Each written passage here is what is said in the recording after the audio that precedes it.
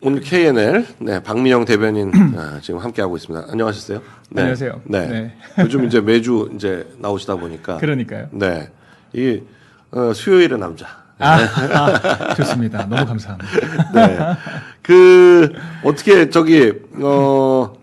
저희가 지금 방금 전에 인사이트에서 이 정청래 김민석 정청래 이 전당대회 얘기를 좀 해드렸는데 네. 지금 민주당 전당대회 준비위원회에서 거기 이어받아서 지금 말씀을 드려야 될 것 같아요. 지금 댓글에서 계속 선호투표 얘기가 나오시길래 네. 네, 저도 지금 확인을 해보니까 지금 전당대회 준비위원회에서 결선투표, 오랫동안 해왔던 결선투표 방식, 그러니까 1, 2, 3, 4등 중에서 1등이 과반이 안 나오면 다시 투표를 해가지고 네. 3등 이상은 빼고 1등하고 2등만 놓고 그렇죠. 결반을 내는 결선투표 방식, 요게 이제 오랫동안 선호돼 왔던 방식인데 네. 이번에는 그 방식이 아니라 선호투표의 방식으로 하겠다. 네. 그래서 선호투표가 뭐야 했더니만 지금 전당대회 준비위원회에서 결정한 건 아직 그 최고위원회에서 확정을 지은 게 아니기 때문에 지금 그냥 안에 그렇죠. 불과하긴 합니다만 선호투표라는 방식 자체가 이런 것 같아요. 1, 2, 3등을 당원들이 다 1순위 후보, 2순위 후보, 3순위 후보를 다 적어내가지고 1순위 후보에서 과반이 나오면 그냥 당선인데 네. 과반이 안 나오면 그러면 이제 결선 투표를 하는 게 아니라 그냥 그날 찍은 2순위 후보들 표를 1순위 후보에다 더해가지고 네. 그래서 앞선 사람은 이기는 걸로. 맞죠. 네.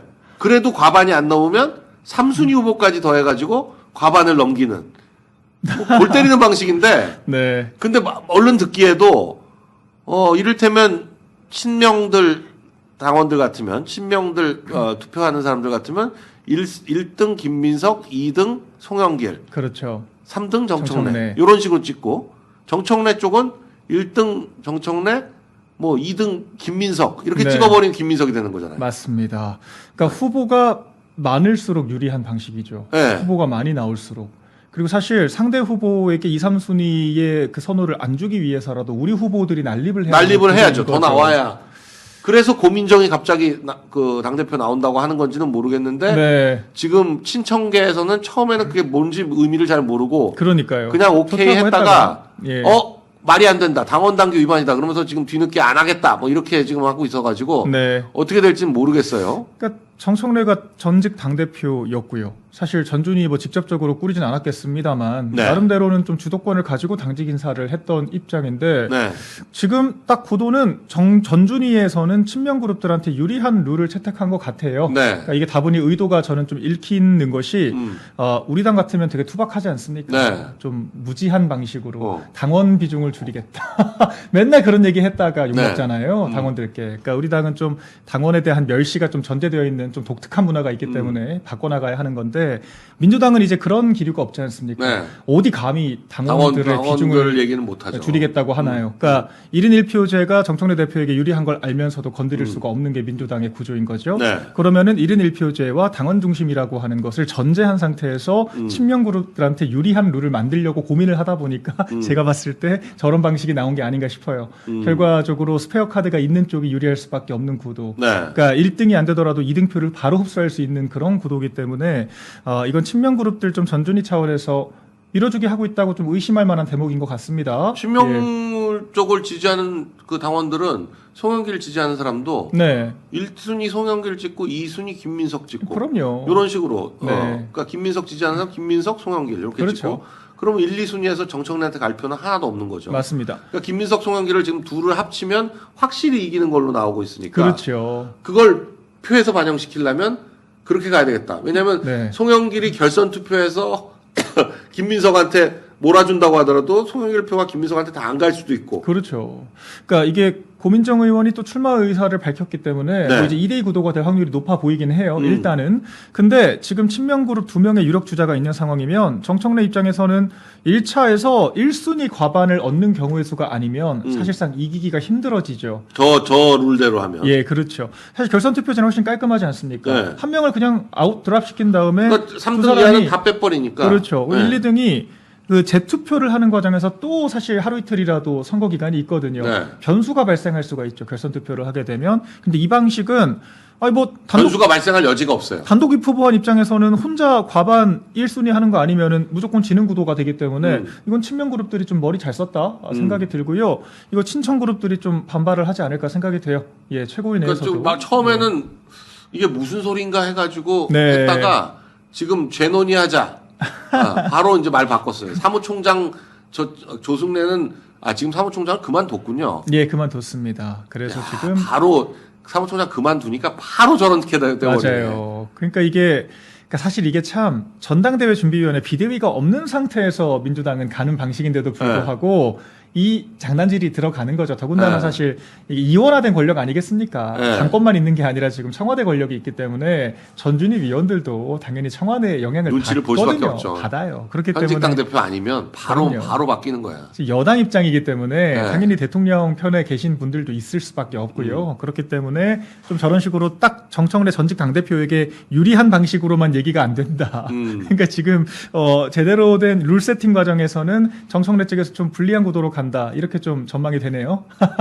근데 저걸 갖고 지금 싸우면 또 분쟁이 생기니까 그냥 고민정을 후보로 내는 게 그렇죠. 방어를 방법이다. 하려면. 이렇게 생각할 수밖에 없는 이렇게 거죠. 좀 너무 늦죠. 왜냐하면 저쪽은 이미 유력 주자가 3명인 구도로 고착화되어 있는 시점에서 출발을 하는데 갑자기 고민정이. 갑자기 나온다 그러면 고민정 후보가 나온다고 해도 막 그렇게 대단한 선전을 할 거란 기대가 별로 안 돼요.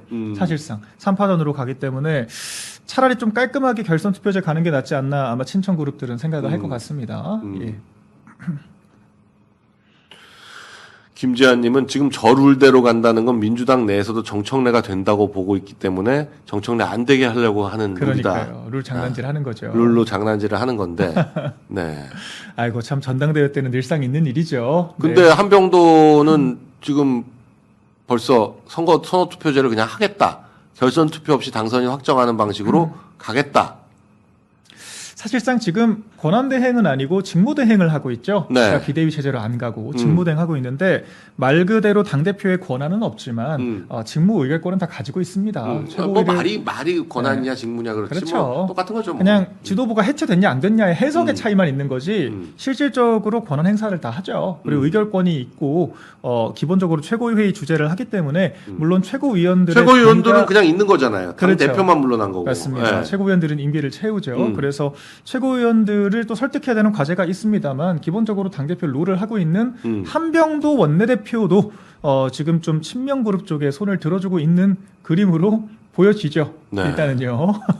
근데 사실 의원들은 그렇게 움직일 수 있다고 봐요. 왜냐하면 아무리 민주당이 당원 중심 정당이라고 하지만 임기 1년밖에 안 된 이재명을 지금 당장 의원들이 내치겠다라고 작정하기는 쉽지 않거든요. 네. 예, 그렇기 때문에 아무래도 의원들의 대표, 우리가 뭐 민주당에서는 의심이라고 하죠. 의원들의 마음은 저희 박찬대와 전당대회 했을 때도 박찬대를 더 밀어줬어요. 그때 90%였어요. 예, 그러니까 의원들은 어쨌거나 정권을 지켜야 한다라고 하는 마음이 있죠. 당원들과 조금 다를 수가 있고 어쨌거나 룰을 만드는 거는 의원들이 중심이 되는 지금 직무대행 원내대표이기 때문에 아마 정청래 입장에서는 좀 불리한 스타트가 되지 않을까 좀 전망이 됩니다. 그걸 막기는 좀 중과부적이다. 그렇죠. 지금 대표일 때도 만만치 않았는데 그렇죠. 대표를 그만둔 상태에서 친청계라고 해봐야 맨날 그 멤버가 그 멤버예요. 그러니까 그렇죠. 뭐 워낙 몇 명 안 되다 보니까 10명이 채 될까 말까 한 게 친청계 네. 같아요. 의원 중에는. 약간 근데 이현주는 좀 아차할 것 같아요. 약간 이현주는 친명그룹 최고위원이었는데 사퇴하지 않았습니까? 네. 예, 그래서 지금 최고위 구도를 제가 정확하게 파악은 못 하고 있는데 아마 친명 친청이 팽팽할 거예요. 그래서 아마 의결로 갑시다가 되면은 또 그 안에서의 또 권력 다툼이 상당히 치열하지 않을까 예상이 되네요. 저렇게 하니까 송영길 입장에서도 완주하겠다 이렇게 나오는 거죠. 그럼 이제 송영길, 김민석 둘 다 그냥 사실 끝까지 가는 거죠. 경쟁할 필요가 없어요. 네, 1, 2번 서로 돌려가며 찍어주세요. 하면 되는 거거든요. 사실상 같은 표다. 원팀 하면은 사실 이게 야합 선거가 되는 거거든요. 그래서 지금 문제라고 하는 건데 왜냐하면 결선 투표가 되면은 누가 결선에 갈지가 이제 1차 투표에서 결정이 되기 때문에 3파전 경쟁을 하지 않습니까? 네. 3파전이 아니에요. 이미 1대2가 된 거예요. 그러니까 우리끼리 돌려찍기 해줍시다. 아유 김민석 후보 좋아요? 1번, 저 2번 이렇게 하면 되는 거거든요. 성현길이 좋아요? 그럼 김민석 2번 이렇게 하면 되는 거라서 약간 친명 그룹들은 훨씬 더 편하게 캠페인할 수 있는 구도가 돼버렸고 이미 그렇게 하고 있죠. 그러니까 저건 저는 어느 정도 좀 친명 그룹들 내에서는 공감대가 있는 상태에서 이렇게 좀 룰 세팅을 한 게 아닌가 생각이 됩니다. 세상에 그걸 선호 투표라는 야, 말로 머리 잘 만들어가지고 써요. 어떻게 저런 투표 방식을 만들어내죠? 확실히 국민의힘이 이런 거 보면 하소요. 국민의힘은 맨날 당심 민심 반영 비율 가지고 싸우지 이렇게 약간 왜냐하면 일반 대중들은 잘 이해하기 어려운 뭐 전당대회 룰까지 신경 안 쓰시거든요. 근데 이제 당심 민심이라고 하면 이게 언론 플레이용으로는 좋죠. 여론조사를 더 반영한다, 당심을 더 반영한다. 근데 이거는 사실 그런 논쟁의 여지가 전혀 없고 그냥 당내 룰 싸움으로 갈 수가 있기 때문에 아니 머리를 잘 씁니다. 저런 방식의 투표를 하나요? 난 제가 진짜 예전에 막 고등학교 때 막 투표의 방식 공부할 때 원론적으로나 배워봤지 네. 현실 정치에서 저는 선호투표제 한다는 거 저도 사실 들어와서는 그렇죠. 그 예. 어떤 그 경제학 같은 데서 교과서적으로 네, 우리가 투표 뭐 방식 투표에, 중에 예, 그렇게 네. 해서 누적해가지고 할 수 있다. 그게 어떤 이제 다수 투표제로 가면 네. 그러니까 단순 다수제를 단순 했을 다수제로 하면 그 이쪽 사표가 너무 많아지니까 그렇죠. 사표를 어느 정도 방지하면서 네. 이렇게 표심을 그래도 반영하는 사람이 되는 방식이 맞습니다. 선호 투표다라고 하고 있지만 실제로 그런 투표제를 현실 정하는 정치에서 안 나라는 하죠. 없거든요. 그냥 그 수능에서 사회문화나 정치에서 문제풀이 할 때 내는 방식인 거지 현실 네. 정치에선 잘 쓰이지 않죠. 아, 애매한 나라들이 하고 있구나. 뉴질랜드, 파푸아 뉴기니, 이탈리아, 벨기에, 아일랜드 근데 저런 이런 나라가 국가들도 채택한다. 총선이잖아요. 네. 총선은 뭐 중대선거구일 수도 있고 아, 그런 그렇죠. 나라들은 다당제이기 때문에 맞아요. 문제가 없습니다. 예. 다당제라서 하는 거야. 다당제라서. 다당제에서 중대선거구제를 좀 보완하는 차원에서 1, 2순위 똑같은 방식이에요, 사실. 네. 근데 이거를 단순다수제 당대표를 뽑거나 대통령을 뽑는 선거에서 이런 방식을 채택하는 사례는 제가 알기로 없거든요. 그렇죠. 아니 그리고 양당제고 예. 대통령제인데 그럼요. 여기서 저런 선호 투표제를 한다는 게 말이 안 되는 거죠. 네, 너무 허술하지 않습니까? 왜냐하면 후보가 무조건 많이 나오는 게 유리하잖아요. 네. 단순하게. 그러니까 1, 2, 3순위가 상대 그룹들이 1, 2, 3순위에 안 들어가도록 조작을 하는 게 무조건 유리하지 않습니까? 아카데미 작품상 투표에서 채택하고 있다네요. 아이고. 참. 그건 얘기가 되지. 아카데미 네. 작품상은 작품이 한 5개 놓고 그렇죠. 그 중에 이거 네, 1등하고 레이팅을 하면 2등하고 되니까요. 큰 차이가 안 나는데 네. 그럼 난 1등이랑 2등이랑 뭐 별 차이 없다. 그렇죠. 그럼 내 선호 자체가 이게 예스 아니면 노면 모르는데 네. 30%고 30%인데 32%와 31%인데 그게 무슨 차이가 있다고 예스냐 그렇죠. 노라고 하느냐 이렇게 할 수 그렇죠. 있지만 이렇게 좀 단일 대표를 뽑는 과정에서는 아무튼 저는 좀 이례적인 방식인 것 같고요. 네. 사실 너무도 그럴 것이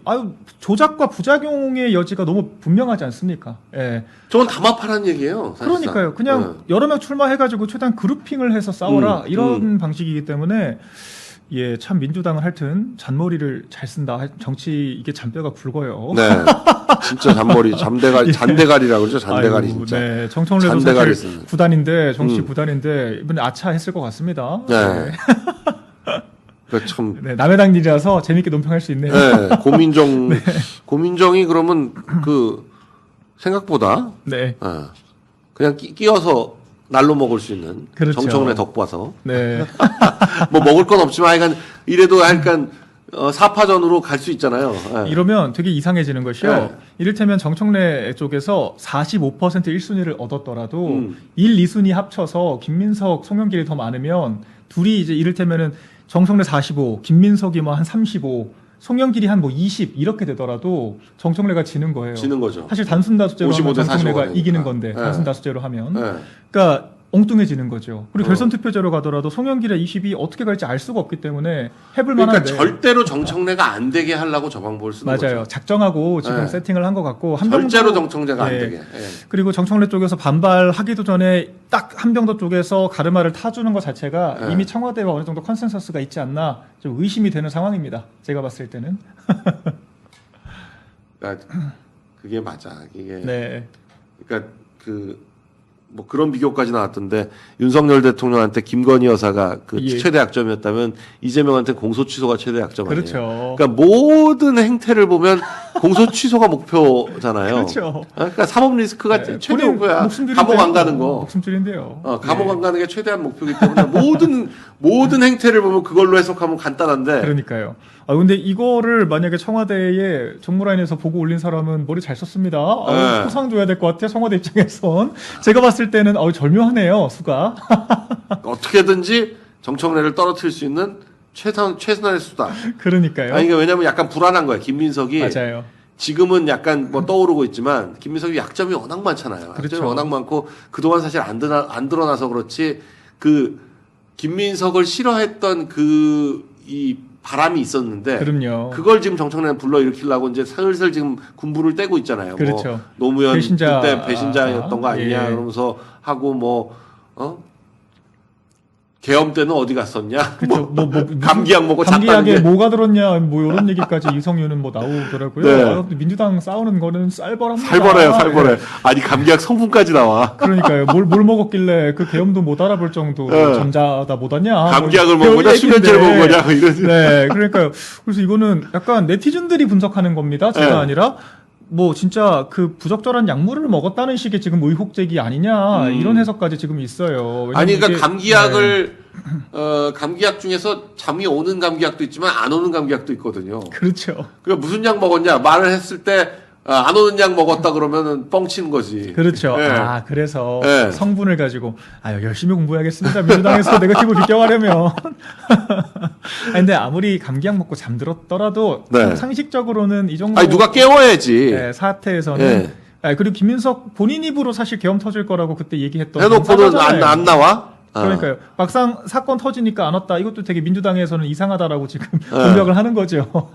하여튼 재밌습니다. 막상 중요한 예. 순간에는 발을 쏙 빼고 보신을 하는 네. 그런 행태 아니냐. 저쪽도 친청 그룹도 쌀벌하게 싸우고요. 그러니까 친청이 네. 지금 김민석을 공격하는 걸 보면 다음번 뭐 하고 좀 딱 이게 그러니까요. 이게 어떤 그림을 그려나가는 거예요. 처음에 감기약 야, 가지고 이걸 네. 까는 건 이 사람은 또 그런 순간에 배신할 사람이다. 그렇죠. 지가 그렇게 계엄 얘기를 아하. 하더니만 막상 계엄 터지니까 쫄아가지고 감기약 먹고 잤다는 말도 안 되는 아하. 소리를 한다. 결정적인 순간에 안 네, 온다. 결정적인 순간에 그러니까 그렇게 흐름을 가면 네. 이재명도 결정적 순간에 또 배신할 사람이다. 그 얘기를 하고 싶은 거죠. 그러니까 친명 그룹들도 사이에서 또 이간질. 네, 이간질을 시키려고. 네. 네. 근데 뭐 제가 봐도 김민석 총리가 당대표 된다고 해서 이재명 도와줄 것 같지 않아요?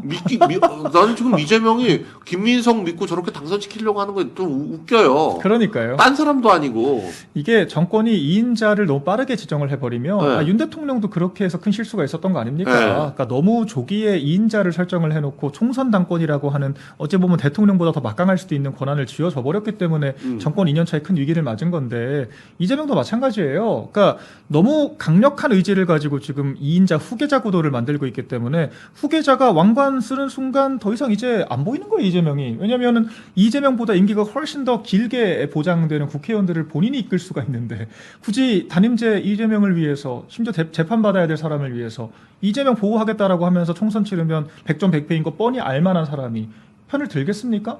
안 들어요. 결과적으로 유인구조가 그렇습니다. 노태우, 전두환 노태우, 육사 동기, 네. 12 같이 하고 네. 평생을 이거 진짜 권력 전우 앞에- 아니에요, 전우. 권력 앞에 부모 자식도 없죠? 네, 전우예요. 아니 그리고 이 조선 왕조에 네. 아니 왕의 가장 큰 경쟁자는 저 세자예요. 그럼요. 네. 세자가 책봉되는 순간 왕권이 순간부터 흔들려요. 왕권이 흔들려. 그러니까 예. 왕들은 어떻게든지 세자 책봉을 늦추려고 그렇죠. 그 급할 거 없다고 그러면서 계속 미루는 거지. 맞죠.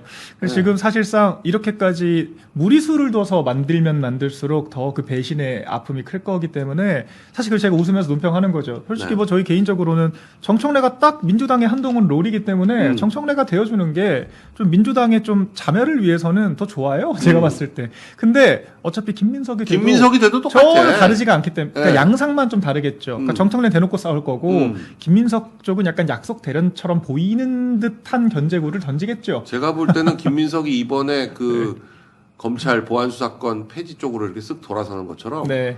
그냥 가만히 있어도 막 시끄러울 거거든. 이제 그러니까요. 공소 취소 문제 뭐 이런 거 가지고 하면 막 시끄러우면 네. 못 이기는 척하고 쓱 아이 저 노태우도 전두환 대통령 백담사 보낼 때 뭐 자기가 보냈나? 야권에서 떠들면 그냥 거기에 그렇죠. 아우 어쩔 수 없이 뭐 이렇게 해가지고 그렇게 보내는 거지. 본인은 침묵하는 척하면서 측근 그룹들이 사실 다 얘기해 줄 겁니다. 이렇게 씨도 갑시다. 한동훈 씨도 절대 본인 입으로 특검 통과시켰다 말한 적은 없어요. 뭐 중대 결심 준비하고 있다. 아니 김정은이면 라이더 나가가지고 이러면 특검 그렇죠. 할 수도 있어요. 이렇게 한마디 하는 거지. 이런 식이면 이탈표 나올 수도 있지 않겠냐. 네. 뭐 이러고 다니잖아요. 네. 그런 사냥개 역할 하는 사람들이.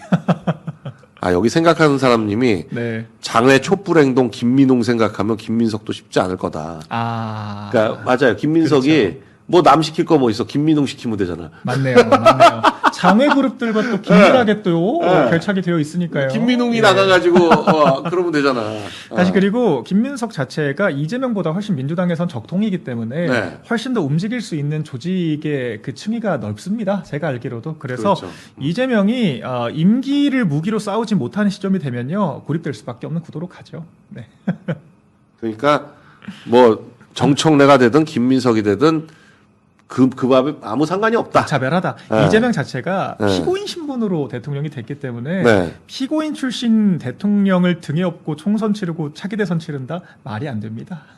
그렇죠. 예. 그러니까 어찌됐거나 레임덕이 당장 오냐 네. 한 1년 후에 오냐의 차이만 있을 뿐이지 그렇죠. 총선 시즌이 가까우면 올수록 레임덕이 현실화될 수밖에 없다. 지지율 관리가 안 될 거거든요. 네. 예. 지금 벌써 오늘 지금 지지율 발표 보면 뭐 KSOI인가 이게 좀 튀긴 하는데 네, 튄 것 같습니다. 네, 그거 좀 튀었어요. 튀고 그건 뭐 국민의힘 지지율 뭐 20몇 %라고 말도 안 되게 7%를 깎아놨더라고요. 네, 그렇게 말도 안 되게 하는 거는 예. 그런 튀는 조사는 우리가 또 인정할 수가 없고 한길리서치 조사하고 저 공정조사 어제 공정 네, 나왔죠. 어제 공정 오늘 한길리서치 조사는 아주 일관되거든요. 그렇죠. 네, 일단 그 데드크로스 상태가 유지가 되고 있고 네. 그리고 한길리서치에서는 특히나 부동산 정책과 관련해서 물어봤는데 2030에서도 60% 이상 네. 부동산 정책 잘못하고 있고 4050들도 부동산에 대해서는 잘못하고 있다라고 예. 얘기하고 있어서 국정수행평가가 전체적으로 봤을 때 43.8대 53.0 거의 10% 네. 차이가 나는데 이게 45가 깨졌다는 게 굉장히 의미가 있지 않나 싶어요. 맞습니다. 제가 좀 부연을 드리자면 네. 이번 주 여론조사가 일단 리얼미터 매주 월요일 나오죠. 네. 리얼미터도 뭐 국민의힘이 지지율 근소하게 앞서는 걸로 나왔고 40%대. 그다음에 이제 뉴데일리에서 의뢰한 리서치웰 여기도 그 펜앤마이크 공정이랑 함께 지난 지방선거 제일 정확하게 맞췄거든요. 네. 여기선 장동혁 대표 대권 지지율이 대폭 상승했고 5%포인트가 올랐고 마찬가지로 정권 교체 여론 과반 넘고 네. 이재명 지지율 40%대 초중반 정도 정당 지지율도 국민의힘이 근소하게 앞서고 있다. 그러니까 다 일관되게 나와요. 공정도 말씀하신 것처럼 어제 펜앤마이크 네. 오늘 한길리서치도 그렇고 K소위 혼자 KSOI 그거 하나만 혼자 튀었어요. 튀었기 때문에 저희가 이럴 때 튀었다는 표현을 쓰는 거죠. 다른 조사의 기조는 일관되게 이재명의 지지율이 40%대 초반대까지 곤두박질 치고 있고 야당으로 정권 교체가 필요하다라고 하는 여론이 과반 넘었다라고 하는 거 부정평가도 과반 넘었다 일관되게 나오고 있고요. 정당 지지율도 그러니까 그게 그 호남 반도체가 전혀 영향을 못 미치고 있다. 이렇게 그렇죠. 딱 그냥 심플하게 호남 반도체 때문에 특별히 더 나빠진 것 같지는 않은데 네. 전혀 이거 반전의 계기를 못 만들고 그렇죠. 그냥 호남 반도체 자체를 사람들이 안 받아들이는 거예요. 안 봐요. 네, 그냥 아무도 안 보고요. 현실화될 거라고 생각하지 않고 네. 심지어 호남 사람들조차도 현실화된다고 그럼요. 보지 않는 것 같아요. 네. 네. 그리고 사실 다른 지역들이 또 반발하기 때문에 호남에서 일부 오르는 게 있다고 하더라도 네. 종합적으로는 떨어질 수밖에 없는 사실 구상이고요. 네. 그러니까 전국 단위 지지율 떨어지는 거 감내하고 전당대회 하려고 사실 낸 거죠. 네. 누가 봐도. 그래서 사실 지금 오히려 지지율 방어를 하는 건 다른 이유가 아니라 국민의힘은 지금 특별한 이벤트가 없습니다. 네. 그러니까 지지층들이 그냥 통상적인 정도로 전화 응답을 할 텐데 민주당은 전당대회 시즌이잖아요. 네. 컨벤션이라고 하는 게 사실 뭐 우리가 뭐 이제 뭐 지지층들이 뭐 고무되고 막 열기가 이 개념이 아닙니다. 네. 그냥 이건 이제 경쟁이 과열되면서 열심히 여론조사 응답하니까 컨벤션이 발생하는 거예요. 그러니까 관심이 많아져서 그렇죠. 일시적인 네. 상승 효과가 있어요. 정당 지지율이. 전화를 받아요. 그럼요. 그러니까 지금 뭐 상식적으로 전당대회 앞두고 내가 지지하는 후보가 잘 나가는 것처럼 보여주는 것도 전제 이게 사전 선거 운동 개념이기 때문에 지지층들이 열심히 전화 받습니다. 그래서 민주당 지지율과 이재명 지지율이 상대적으로 높아 보이는 착시가 발생하는 게 한 8월까지는 계속 될 거예요. 전혀 의미가 없는 수치고요. 그럼에도 불구하고 지금 이재명 지지율이 반등 못하고 있다고 하는 거 이게 중요하고요. 네, 이 쿠키뉴스 이거는 한길 리서치는 정당 지지율만 좀 특이하더라고요. 네. 지난주도 혼자 20%대가 나왔는데 무당층이 20% 잡혀요. 거의 갤럽이랑 MBS랑 비슷한 수준인데 이건 좀 조사 방식에 대해서 다른 ARS 조사랑 좀 다르다. 전화 면접도 일부 포함이 되고 좀 문항이 아마 다른 게 아닐까 생각이 되기 때문에 뭐 이건 의미가 별로 없죠. 네, 예. 정당 지지도가 좀 튀더라고요, 저건. 네. 네. 한길 리서치는 정당 지지도만 튀어요. 무당층이 20% 넘게 잡히잖아요. 네. 그러니까 이거는 갤럽 부류의 아마 방식인 것 같습니다. 네. 정당 아니, 저렇게 지지율 나올 수가 없거든요, ARS는. 그렇죠. ARS는 저렇게 지정당이 없는 사람들은 끝까지 답을 하질 않아요, 맞죠. 보통. 네. 기행답하고 이제 응답률 네. 3% 4% 되는 조사에서는 통상 다 지지 정당이 있죠. 10% 이내로 들어오는데 리얼미터도 하여튼 이게 조사 기관마다 너무 방식이 달라서 저희가 뭐 다 고지고 뚫어 볼 수는 없고요. 네, 저희 나름대로 또 해석을 해야겠죠. 네. 심지어는 무슨 웹조사 같은 걸 해놓고는 장동혁 대표가 3%네 하는 걸 갖고 그걸 갖고 야. 그것도 6월 3일인가 4일에 한 조사를 6월 한달 말인가 전에. 예, 네. 한 달 전에 한 조사를 가지고 갑자기 새로운 뉴스처럼 쓰는 기사도 있더라고요. 재래식 미디어들이 네. 수준이 너무 떨어지는 것이 네. 이제는 거의 가짜 뉴스를 제조하는 수준을 넘어서 네. 가짜 뉴스를 일부러 더 공급하고 증폭시켜서 여론을 호도하는 지경에 이르렀습니다. 저는 깜짝 놀란 게 이걸 또 TV조선에서 강적들에서 또 틀었더라고요. 네. 작가들도 뻔히 알 텐데 왜냐하면 가장 지방선거 정확하게 맞췄던 솔직히 웹조사 원래 취급 안 합니다. 네. 상식적으로 카카오톡에 URL 보내가지고 웹조사하는 거를 누가 여론조사로 이거예요, 인정을 이거. 해요? 7월 3일인데 예. 조사 자체가 6월 초고 그리고 이게 웹조사야. 네. 일반 조사가 아니고 그러니까 말도 안 되는 조사를 해놓고는 저걸 그렇죠. 가지고 저거를 사실로 전제하고 논평하는 저 부장들도 수준이 너무 떨어져가지고요. 솔직히 네. 제가 저 기자님들 죄송한데 솔직히 수준 떨어지는 거 인정하셔야 돼요. 네. 너무 논평과 사실관계 해석에 대해서 수준이 떨어져서 이게 정치 뉴스를 이제는 소비할 가치가 있나 싶은 생각이 다들 드실 거고 차라리 유튜브 보시는 게 낫습니다. 그래서 그러니까 이번에 그 23%뭐 한동안 나왔다는 것도 통계적 가치가 전혀 없는 조사죠. 네. 유튜브 이런 식이라고 하면 제 유튜브 채널에서 보팅 돌리잖아요. 아니, 장동혁 대표 90% 나와요. 그거하고 똑같아요. 그 길거리 해가지고 이거 예, 붙이는 거 그쵸. 있잖아. 그리고 길거리 여기서 꿀. 뭐 예. 80대 20이다 그러면서 이렇게 안 나오는 거 아니에요. 그게 여론조사의 기본이 안 돼 있는 그냥 열심히 등록도 네. 안 되는 지금 그런 조사를 가져와서 네. 근데 우리가 객관적으로 확인할 수 있는 어제 공정조사나 뉴데일리 조사나 또 오늘 나온 한길 리서치 그러니까 조사. 적어도 열심히 홈페이지 들어가서 네. 어떤 설문으로 어떤 식으로 어떻게 했는지를 확인할 수 있는 조사를 해야지 저걸 보도를 그렇죠. 해야지 그건 말도 안 되는 걸 가지고 보도를 한다는 거는 짜고 친다는 얘기밖에 그렇죠. 안 돼요. 재래식 언론들 맨날 네. 그 속붙이는 게 MBS, 네. 한국갤럽, 네. 그 지방선거 결과 10%포인트씩 전부 다 틀렸던 처참하게 망했던 그 조사들만 계속 인용하잖아요. 갤럽은 예. 이게 한번 비교를 해보니까 20% 이상씩 틀렸어요. 맞아요. 경기도는 거의 뭐 네. 그렇죠. 2배 차이 난다고 했는데 네. 10%대 차이 정도로 붙어 있고 다른 뭐 재보선도 다 틀렸죠. 다 틀렸어요, 다 틀렸어. 그러니까 근데 다 틀린 조사를 꾸득꾸득 계속 인용을 하는 것 자체가 재래식 미디어가 얼마나 오염됐나를 잘 보여주고 오늘 갤럽하고 예, MBS는 더 이상 사실 인용하면 안 돼. 거기는 정치권에서는 문 아무 이유 닫아야 없어요. 되는 회사입니다. 네. 무당층이 30% 잡히는 조사가 무슨 의미가 있냐 저희가 계속 얘기했잖아요. 그러니까 맞는 말을 해도 그냥 들어먹을 생각이 없는 거고 자기들 유리한 것만 계속 인용하는 거죠. 오늘 나온 한길 아니 리서치는 무당층이 네. 30%로 조사가 나올 거면 네. 국민의힘, 민주당, 무당 이렇게 3당 그러니까요. 조사를 3당 투표를 하는 거면 무당층 조사가 의미가 있는데 그렇죠.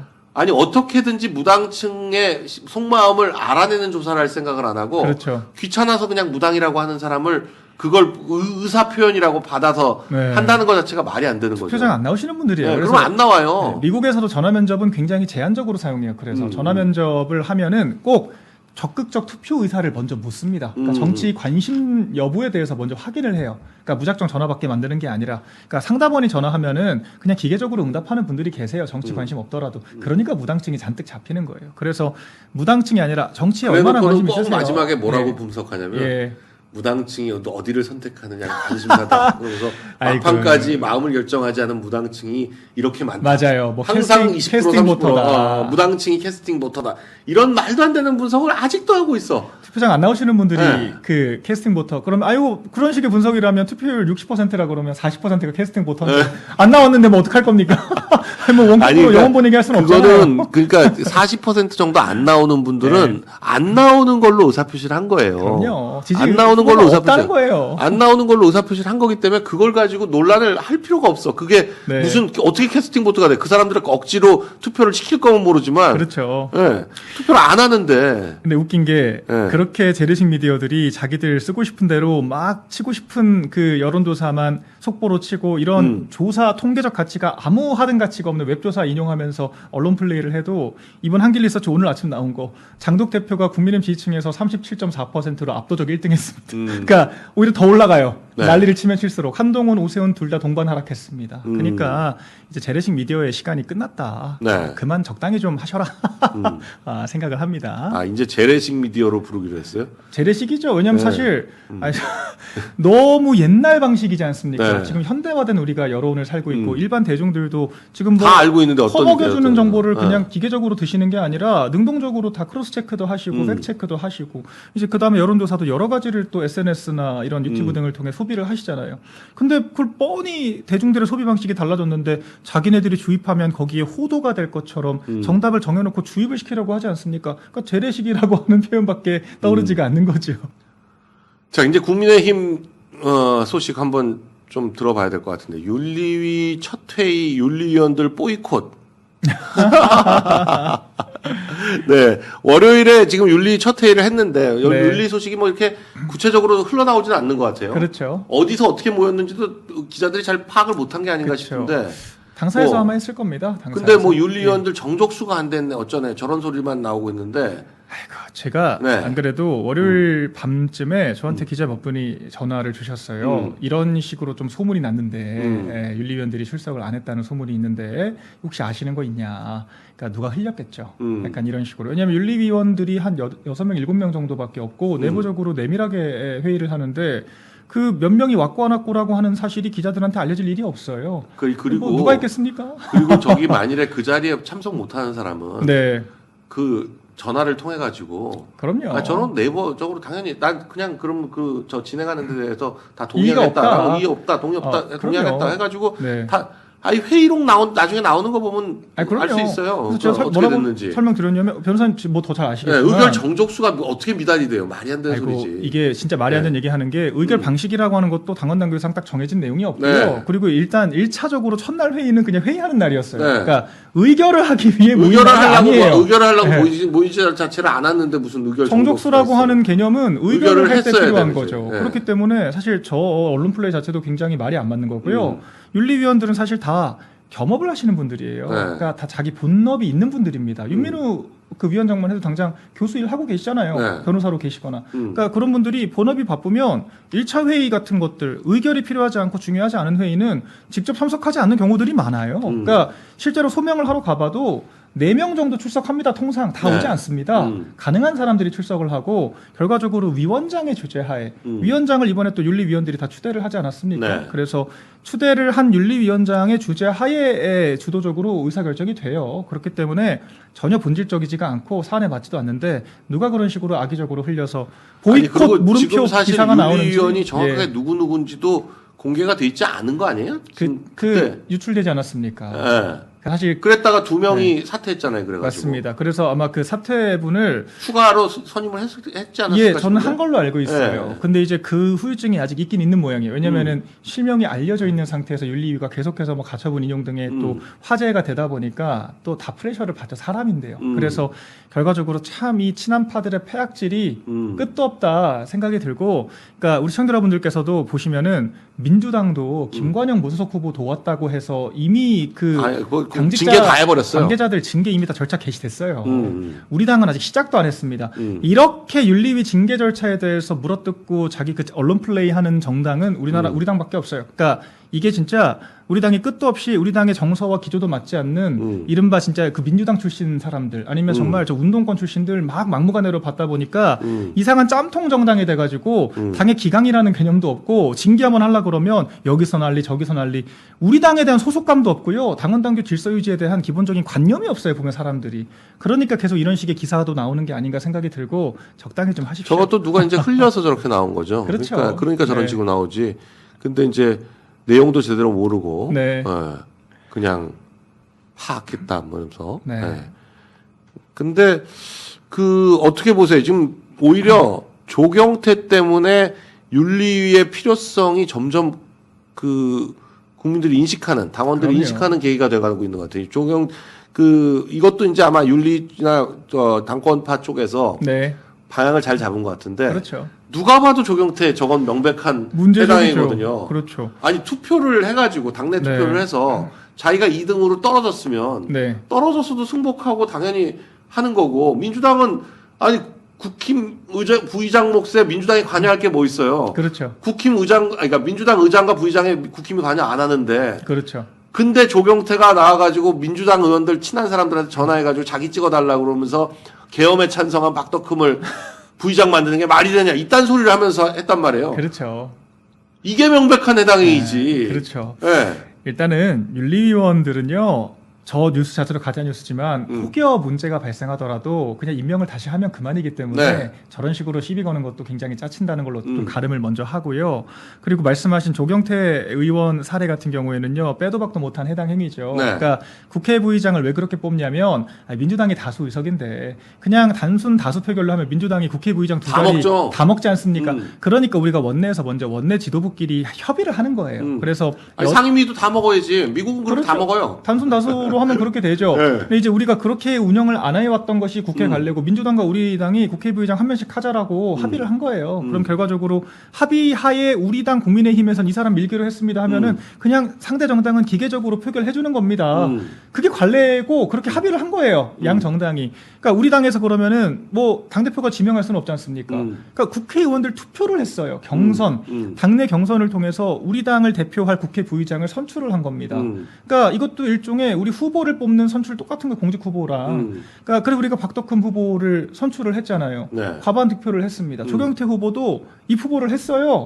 나왔단 말이에요. 자기 선택해달라고. 20몇 표 얻었어요. 선택을 못 받았어요. 선택을 못 받아서 박덕흠 의원이 됐잖아요. 그러면은 승복을 해야죠. 당의 시스템 규칙하에서 양 당이 협의를 통해서 결정하는 건데. 근데 조경태가 지금 그랬다는 거 아닙니까? 자기 떨어지고 나니까 거기에 이제 앙심을 품고 앞에서는 막 아이고 잘 됐다 하면서 뒤로 가서는 민주당 국회의원들한테 전화를 쫙 돌려서 박덕흠은 내란 동조했던 사람인데 박덕흠 뽑을 거야?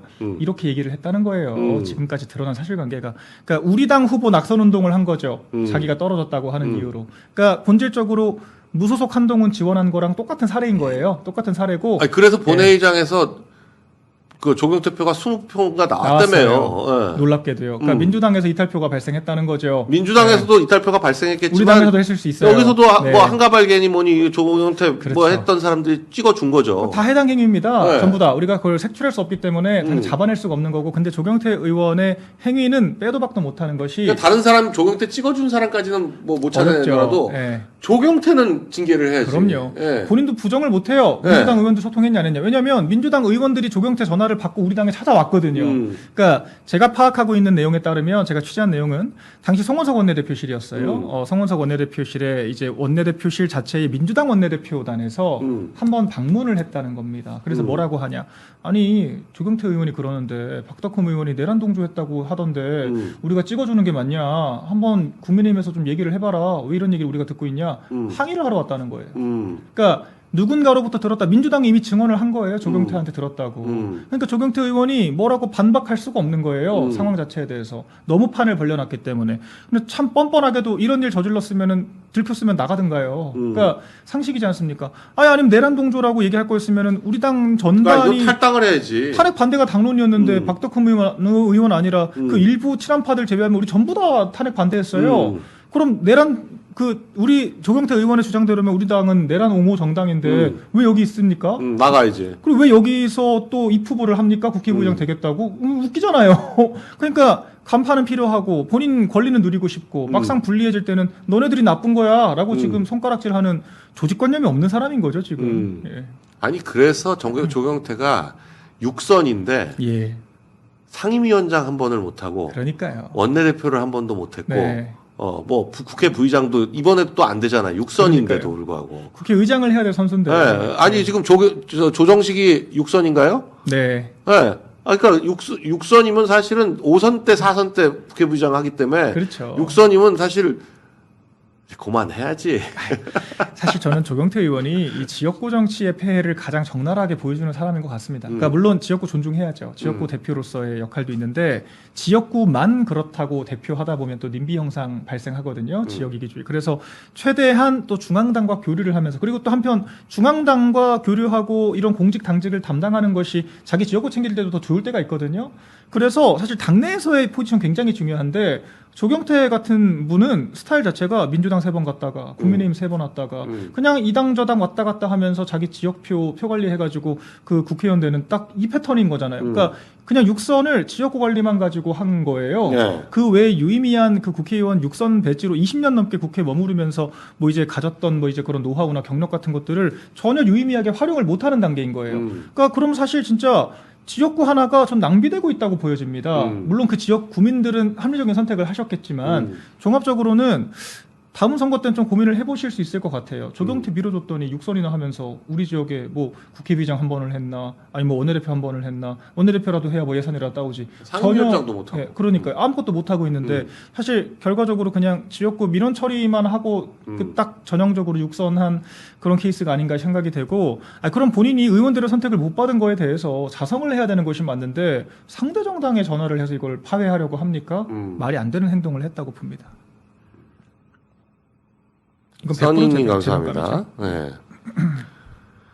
자, 근데 조경태는 그런데 그 다음에 보시면 어떻게 지금 뭐 윤리위에서는 지금 올라오기는 한 50명, 뭐 70명 얘기도 있고 뭐 70건이라는 얘기도 있고 뭐 그 당원들이 워낙 많이 네. 그 징계 요청서를 내 가지고 올라온 사람들은 엄청 많은 것 같은데 아마 교집합을 다 하면 그 정도까지는 안 될 거예요. 네, 근데 사람 수로는 왜 많아 보일 수밖에 없냐면요. 단순 계산하면은 대안과 미래 25명. 뭐 친한 개들 뭐 한 15명. 뭐 이제 이런 식으로 해서 뭐 더 하고 뭐 이제 또 뭐 우재준 뭐 최고위원 뭐 이제 양양자 최고위원 이런 식으로 몇 개 더 하다 보니까 뭐 50명 됐다는 것 같은데 저는 이런 식으로 언론 플레이 하는 것도 좀 웃기다고 봐요. 왜 그러냐면 아니 고발이야 누구나 할 수 있는 거 아닙니까? 그렇죠. 고발에 뭐 자격이 있습니까? 근데 구속력 있는 결정을 할 수 있는 거는 검사 판사잖아요. 네. 그런 것처럼 윤리위에 징계 요청을 하더라도 윤리위에서 이거를 제소 여부를 결정하는 거예요. 네. 회부 여부를 결정하는 것이고 윤리위 결정을 또 최고위가 최종적으로 확인을 해야 결정이 되는 겁니다. 지금 지도부에서 관여한 게 아무것도 없어요. 당원들이 자발적으로 수만 개 서명 받아가지고 지금 징계 논의를 해달라고 하는 건데, 아니 그러면은 당심이라고 하는 거로 보도를 해야죠. 이걸 지도부를 욕하는 근거로 쓸 것이 아니라. 그리고 그만큼 우리 당의 대다수 의원들이 당원들을 멸시하는 정말 부적절한 행보들을 해왔다라고 하는 방증 아니겠습니까? 바로 잡혀야 될 잘못된 문화인 거예요. 그렇기 때문에 이건 딱 우리 당에 그만큼 당원들과 교감하지 못하는 이런 의원들 기득권만 지키는 국회의원들이 많다라고 하는 딱 그 정도의 증거를 보는 것이 맞고, 실제 징계 사례는 보다 정확하고 명확한 근거를 바탕으로 조경태 의원 같은 사람들부터 좀 순서대로 가지 않을까 예상을 해봅니다. 네. 징계할 자격이 있냐고. 자격 있죠. 당대표 윤리위원장인데. 그러니까. 왜 자격이 없습니까? 이 사람들 참 재밌는 것이 권영진 의원이 박준태 실장이 대한과미를 해체하라고 하니까 지가 뭔데 그랬다는 거예요. 무슨 자격으로. 그럼 본인들은 당대표한테 무슨 자격으로 나가라 마라 하죠? 본인들이 당대표 나가라고 할 권한이 있습니까? 없어요. 국회의원이면 뭐 다 해도 되는 건가요? 그리고 지금 이 말도 틀리죠. 장덕 대표가 직접적으로 하진 않지만 지도부가 총체적으로 징계할 권한을 가지고 있죠. 예, 전혀 지금 자기네들이 무슨 말하는지도 모를 것 같습니다. 그냥 아무 말이나 하는 게 동네. 네. 나 국회의원인데 어쩌라고 약간 이런 식의 진짜 구태 마인드를 가지고 계신 분들인 것 같아요. 20년 전 딱 그 마인드. 예. 네. 자, 그래서 근데 이제 대규모 징계를 할 거냐, 네. 아니면은 그 핀셋 징계를 할 거냐, 예. 서지컬 스트라이크를 할 거냐. 네. 진짜 그 어떻게 보세요? 지금 뭐 제일 유력해 보이는 네. 사람이 있다면 조경태는 지금 보니까 영순이인 것 같아요. 네, 영순인 것 같아요. 예. 나를 잘라라 지금 그러고 있으니까. 아니 네. 그리고 뭐 반박도 안 해요. 그러니까 네. 진짜 얼마나 적반하장이냐면 딱 적반하장 이 말에 어울리는데 오히려 장동혁 대표를 윤리에 그러니까요. 뭐 징계하라고 요청을 하잖아요. 아니, 언론이 물어보니까 언론 인터뷰에 본인이 그렇게 얘기를 해요. 아니 내란 동조한 거 맞잖아. 박덕흠 그럼 찍어주는 게 맞아? 자기가 그렇게 자백을 합니다. 당당하게. 이상해요. 그리고 사실 말씀하신 것처럼 당대표를 제소를 해요. 뭘로 제소를 했나 내용을 대충 보니까 뭐 전륜을 거부해서 지방선거를 패배를 이끌었다라고 하는데 일단 그거 다 본인의 주관적인 감상이죠. 지방선거 패배라고 하는 것도 본인의 평가죠. 여론조사 돌려보니까 선방에 따른 평가가 더 많은데 무슨 기준을 가지고 이걸 가지고 민주당에서 징계하라고 자기네가 합니까? 졌다는데. 예, 네. 그건 장난치는 것도 아니고. 그러니까 조경태 의원의 이거는 딱 이건 거죠. 초등학생들 그 기싸움 할 때. 그러니까 선생님이 너가 더 잘못했어 하면은 아 왜 저한테만 뭐라 그래요? 쟤도 그랬는데 이제 이런 식인 거예요. 근데 그마저도 생뚱맞게 지금 당대표 반장 딱 손가락 잡으면서 반장이 안 말렸잖아요. 반장도 잘못했잖아요. 뭐 이런 식인 거예요. 그러니까 이 육선식이나 했다는 의원이 이런 수준으로 지금 피장파장 그래서 전략을 펼치는 게 저 민주당 네. 지금 싸움은 진짜 완전히 진검승부해가지고 고도화되어 있습니다. 민주당은. 네, 민주당은 진짜 막 조직부터 시작해가지고 막 이렇게 막 이게 그 스타크래프트 그렇죠. 진짜 아주 고난도 스타크래프트 네. 경기 같은 걸 보는 거 같은 그렇죠. 느낌이라면 이거는 완전히 무슨 아유, 그냥 애기들 진짜 오목 드는 수준이야. 정말 너무 유치해. 그러니까 이게 모래사장에 애기들이 그 자기들끼리 소꿉놀이 하는 딱 그 정도 수준이에요. 그런 제가 수준이야 봤을 때. 진짜. 아니 뭐 아무 대책도 없어. 엄마 뭐 나가라 뭐 자격이 있냐 없냐 우리도 뭐 연판장을 돌릴 수도 있다. 이제 돌리겠다도 아니에요. 돌릴 수도 있대요. 아이고 무서워라. 아무튼 그런 거로 뭐 이제 당대표도 잘못했잖아요. 뭐 당대표도 선거 졌잖아요. 그러니까 그냥 이게 보다 보면은 제가 약간 정신이 아찔해져요. 아니 한동훈이 나가서 하는 말이 너무 웃긴 게 예. 장동혁 대표가 물러나면 지금보다 지지율이 10% 오를 거래. 그러면 50%가 넘는다는 얘긴데. 아이고야. 한동훈 아니, 씨 지금 40%대 초반인데 제 지지율이 말이- 그 50%가 넘어요. 자기가 되면? 그러니까 차마 지지율이 높다는 건 부정을 못하니까 장 대표가 나가면 더 오른다. 아이고 한동훈 씨 계실 적에는 40%는 고사하고 30%도 못 지켰습니다. 정신 차리세요. 본인이 그 대통령 지지율 40% 넘어갈 그 2년차 집권여당 힘 그 강력할 때도 정당 지지율 말아먹기만 했던 주제에 무슨 남의 정당 지지율 품평을 합니까? 본인이나 좀 잘하세요. 10%는 오를 거라고. 한동훈 때 이건 진짜 거의 과학 사이언스. 그러니까 모든 여론조사 기관이 한동훈이 당에서 주도권이 있을 때 늘 떨어졌어요. 항상 떨어졌어요. 한동훈이 매스컴에서 사라져야 올랐어요. 네. 그냥 이게 거의 과학처럼 이게 박제가 되어 있으니까 궁금하시면은 본인 지도부 당대표 할 때 비대위원장 할 때 지지율 한번 꼬라지를 보고 나서 객관적으로 얘기를 좀 하세요. 네, 지금 그 선관위 문제를 조금만 얘기를 해보자면 네. 지금 올림픽공원에서 한 달 동안 정말 많은 국민들이 번갈아 가면서 그 올림픽공원을 찾으면서 네. 지켰던 게 이제 그 표잖아요. 예.